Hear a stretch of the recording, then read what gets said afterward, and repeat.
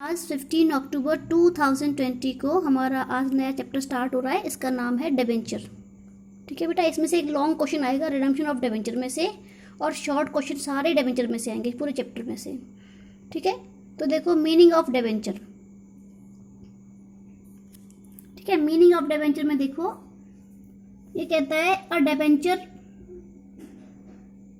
यहाँ से देखो डिबेंचर क्या होते हैं पहले तो मैं ये बताया तुम्हें। डिबेंचर होल्डर्स वो पर्सन होते हैं जिनसे कंपनी बोरो करती है, जिनसे कंपनी फाइनेंस करती है, फाइनेंस का एक सोर्स होते हैं। ठीक है, मतलब उनसे डिबेंचर जैसे शेयर्स इशू कहते हैं ऐसे ही डिबेंचर भी इशू किए जाते हैं, लेकिन शेयर होल्डर कंपनी के ऑनर माने जाते हैं और डिबेंचर कंपनी के क्रेडिटर्स माने जाते हैं। मतलब कंपनी ने उनका पैसा वापस करना है। तो company for its extension and development, एक कंपनी ठीक है अपनी एक्सटेंशन के लिए यानी अपने बिजनेस को बढ़ाने के लिए एंड डेवलपमेंट के लिए may require to raise funds without increasing its share capital. एक कंपनी ये चाहती है कि भाई मेरी जो फाइनेंशियल कंडीशन है वो थोड़ा सुधर जाए। ठीक है, उसको अपना बिजनेस एक्सपेंड करना है तो उसके लिए भी वो उसको फंड की जरूरत पड़ेगी, डेवलपमेंट करना है उसके लिए फंड की जरूरत पड़ेगी, लेकिन वो बिना अपनी शेयर कैपिटल को बढ़ाए हुए, ठीक है, बिना अपने शेयर कैपिटल को चेंज किए इंक्रीज किए वो अपने फंड्स को बढ़ाना चाहती है। तो the company may invite the public by open declaration to land money for a fix period at a declared rate to be paid on such money. तो वो कंपनी क्या करेगी, वो कंपनी डिबेंचर इश्यू करेगी और पब्लिक को open offer करेगी कि भाई आप जो है हमारी कंपनी डिबेंचर्स इश्यू कर रही है, आप आओ और इनको खरीदो और कंपनी को लैंड करो। लैंड का मतलब कंपनी को उधार दे दो money for a fix period at a declared rate to be paid on such money. तो देखो बेटा, एक कंपनी के सामने दो ऑप्शन होते हैं अपने फाइनेंस को बढ़ाने के लिए, अपने फंड्स को बढ़ाने के लिए। एक तो होता है शेयर कैपिटल, दूसरा होता है डिबेंचर। तो शेयर कैपिटल अगर वो इश्यू करेगी तो क्या होगा कि जितने ज़्यादा शेयर होल्डर होंगे उतना उसकी कंपनी में वो इंटरफेरेंस करेंगे, मैनेजमेंट में इंटरफेरेंस करेंगे। तो कोई भी कंपनी के जो बोर्ड ऑफ डायरेक्टर्स है वो ये कभी नहीं चाहेंगे कि भाई हमारी जो है ऑनरशिप का ज़्यादा से ज़्यादा इंटरफेरेंस हमारी बिजनेस कंडक्टिंग में हो।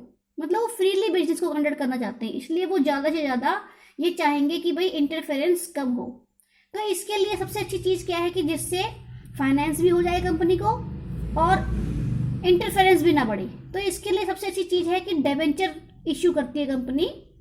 ठीक है, इनको हिंदी में बोलते हैं ऋण पत्र। ऋण का मतलब कर्ज, यानी कि कंपनी क्या करती है, पब्लिक से कर्ज लेती है, लोन लेती है, बोरो करती है, समझ रहे हो। और डिबेंचर होल्डर कंपनी को लैंड करते हैं। लैंड का मतलब लोन देना और बदले में ये अपना एक इंटरेस्ट लेते हैं।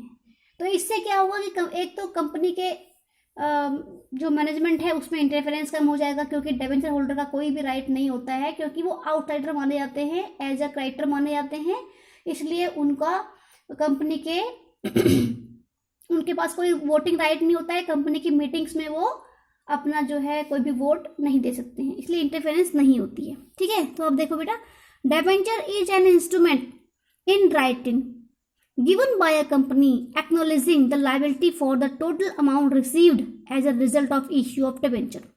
तो डिबेंचर एक ऐसा इंस्ट्रूमेंट होता है, एक ऐसा डॉक्यूमेंट होता है जो राइटिंग में होता है, मतलब रिटर्न में होता है वो, और उस रिटर्न में कंपनी एक्नोलेजमेंट दे रही होती है कि इस डॉक्यूमेंट में जितनी भी अमाउंट लिखी है उसकी लाइबिलिटी हमारी है, हमने वो पेमेंट करना है इस पर्टिकुलर डिबेंचर होल्डर को। ठीक है, and agreeing thereby to pay the money raised after the expiry to stipulated period at a certain rate of interest per annum. और उसमें ये भी लिखा होता है कि भाई एक सर्टेन इंटरेस्ट रेट से हर एनम मतलब हर साल इन डिबेंचर होल्डर्स को इंटरेस्ट दिया जाएगा। और जब वो स्टिपुलेटेड टाइम पीरियड जितना भी उस डॉक्यूमेंट में लिखा है, अगर वो स्टिपुलेटेड टाइम पीरियड पूरा हो जाता है तो उसके टाइम पीरियड के पूरा होने के बाद ये जो मनी है इसको वापस कर दी जाएगी। मतलब जितना भी लोन लिया है, जितना भी बोरोइंग्स की हैं वो वापस कर दी जाएगी इस स्टिपुलेटेड टाइम पीरियड के बाद। समझ गए? तो क्या होता है डिबेंचर? एक इंस्ट्रूमेंट होता है जो रिटर्न में होता है, उस रिटर्न में कंपनी ये एक्सेप्ट करती है, ये एक्नॉलेजमेंट दे रही होती है कि हाँ भाई मैंने इस पर्टिकुलर डिबेंचर होल्डर के से लोन लिया है और इतना मैं इसको इंटरेस्ट दूंगा, एंड जब वो टाइम पीरियड पूरा हो जाएगा 5 साल 10 साल जितने के लिए भी डिबेंचर इशू किए हुए हैं, तो वो टाइम पीरियड पूरा होने पर मैं इस डिबेंचर होल्डर को इसका पैसा वापस लौटा दूंगा, यानी वो लायबिलिटी पे कर देगा। तो the companies act define debenture as debenture include, debenture में क्या क्या इंक्लूड होता है? देखो, डिबेंचर का स्टॉक, जैसे शेयर स्टॉक होता है ना, ऐसे डिबेंचर का स्टॉक भी होता है। शेयर स्टॉक में नंबर जितना भी एक शेयर होगा उसको शेयर बोलेंगे और पूरा शेयर का ग्रुप होगा तो उसको स्टॉक बोलेंगे। ऐसे ही एक सिंगल डिबेंचर को हम डिबेंचर कहते हैं, जब वही डिबेंचर का ग्रुप बन जाता है उसको हम डिबेंचर स्टॉक कहते हैं। बॉन्ड्स और any other securities of a company, ये सारे डिबेंचर में आते हैं। Whether constituting a charge on the basis assets of the company or not, चाहे उन डिबेंचर होल्डर का कंपनी की एसेट्स पे चार्ज है या नहीं है। चार्ज का मतलब ये होता है कि अगर किसी भी कंडीशन में फ्यूचर में कंपनी अगर अपने डिबेंचर होल्डर्स को पे करने की कंडीशन में नहीं है, तो डिबेंचर होल्डर को ये राइट होता है कि जिस एसेट पे कंपनी ने उनको चार्ज दिया है, ठीक है, तो उस एसेट को सेल करके वो अपना पैसा वसूल कर सकते हैं। ठीक है, तो normally government issues debenture with a different nomenclature as bond. Nomenclature का मतलब नाम से, तो जो गवर्नमेंट इश्यू करती है वो डिबेंचर, वो भी डिबेंचर ही होते हैं, लेकिन उनका एक डिफरेंट नेम होता है बॉन्ड्स के नेम से। तो जो भी गवर्नमेंट जो डिबेंचर इश्यू कर रही है, यानी गवर्नमेंट डिबेंचर को हम बॉन्ड्स कहते हैं। तो bonds are nowadays being issued by various non government organization also. लेकिन पहले क्या होता था कि ओनली गवर्नमेंट कंपनी ही अपने बॉन्ड्स को इश्यू करती थी, लेकिन आजकल नॉन गवर्नमेंट कंपनीज भी उस बॉन्ड्स को इश्यू कर देती है। Debentures are issued with a fixed rate of interest, whereas bonds can be issued without a predetermined rate of interest, as in the case of deep discount bonds. तो कुछ bonds ऐसे होते हैं जो डीप डिस्काउंट होते हैं। Deep discount का मतलब उनका पहले से फिक्स नहीं होता है कि इस बॉन्ड पे हमने इतना इंटरेस्ट देना है। एट अ टाइम उनकी फिक्सिंग होती है इंटरेस्ट की, ठीक है।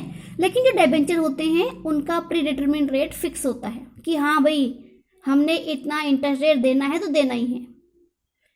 समझ रहे हो मेरी बात को? तो डीप डिस्काउंट बॉन्ड क्या होता है? 3 नंबर में क्वेश्चन आ सकता है। तो डीप डिस्काउंट बॉन्ड, नाम से पता लग रहा है कि इसको डीप डिस्काउंट कहते हैं, मतलब इसकी जो फेस वैल्यू होती है बहुत ही कम होती है। जो एक्चुअल फेस वैल्यू है उससे बहुत कम फेस वैल्यू पे ये बॉन्ड इश्यू किया जाता है गवर्नमेंट के द्वारा। और जीरो कूपन बॉन्ड भी इसको कहते हैं। कूपन का मतलब क्या होता है? बॉन्ड पे जो इंटरेस्ट मिलता है उसको कूपन कहते हैं। डिबेंचर पे इंटरेस्ट मिलता है उसको इंटरेस्ट कहते हैं। इन्वेस्टमेंट पे इंटरेस्ट मिलता है उसको इन्वेस्टमेंट कहते हैं, इंटरेस्ट कहते हैं। लेकिन बॉन्ड पे जो इंटरेस्ट मिलता है उसका नाम कूपन होता है, उसको कूपन कहते हैं। ठीक है, which is issued without any predetermined rate of interest but its issue is heavily discounted. मतलब जीरो कूपन बॉन्ड्स पे इंटरेस्ट मिल भी सकता है, नहीं भी मिल सकता है, मिलेगा तो बहुत ही कम रेट पे मिलेगा। ऐसा इसलिए होता है क्योंकि जो इसकी इश्यू प्राइस होती है वो हैवीली डिस्काउंटेड होती है, मतलब कि बहुत कम प्राइस पे उसको इश्यू किया जाता है, इसलिए इस पर कोई भी इंटरेस्ट नहीं मिलता। The difference between issue price and redemption price represent the total interest to be spread over the during the duration of the bond.